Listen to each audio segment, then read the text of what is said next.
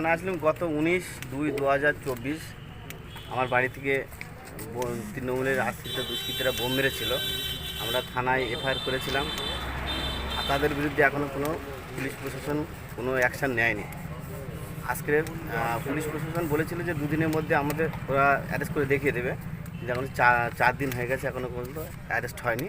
সেই জন্য আমরা থানায় এসেছি, একটা ডেপুটেশন দিতে এসেছি। এবং পুলিশ প্রশাসনের প্রতি আমাদের একটা আস্থা আছে, দেখা যাক কী ওনারা কী করে।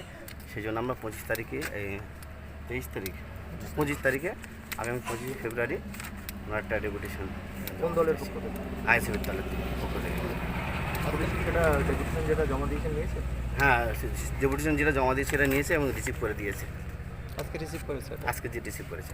কী নাম আপনার? আমার নাম বাবলু মোল্লা, আমি অঞ্চল নেতৃত্ব।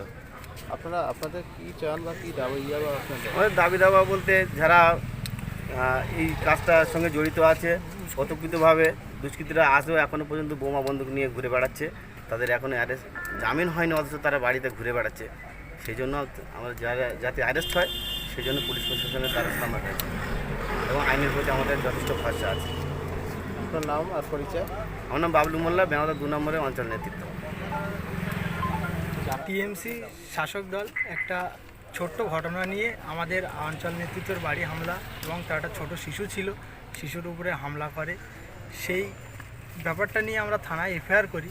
থানা আমাদের প্রতি আস্থা দেয়, আমাদেরকে আশ্বাস দিয়ে দেয় যে আমরা 2 দিনের মধ্যে অ্যাকশান নেব। আজকে 4 দিন হয়ে গেল, এখনও কোনো অ্যাকশান আমরা দেখতে পাচ্ছি না। এবং যারা এই ঘটনার সাথে জড়িত তারা গ্রামে ঘোরাঘুরি করছে।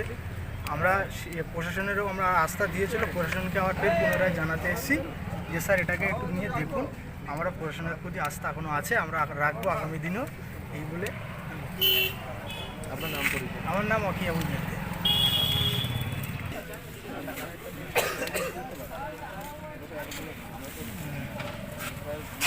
আমরা থানায় ডেপুটেশন দিতে তার জন্য তো আমরা এখানে এসেছি। আগামী দিনে সেই দিনে ঘটনা 19 তারিখে ঘটনা।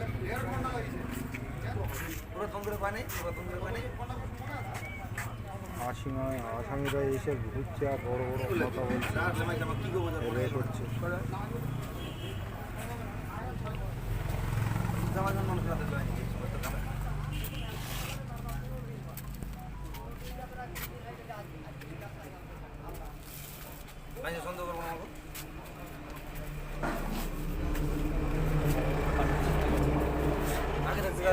একটা দিন অফ করে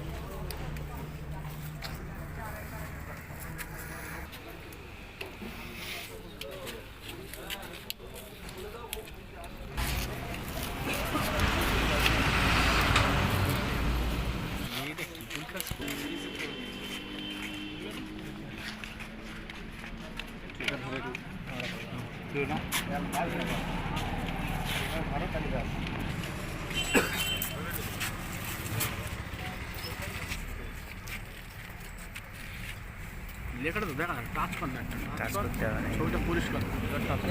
আরে এই লাইট পড়ছে না, সব লাইট তোমার জায়গায় দাঁড়িয়ে থাকো, আসলে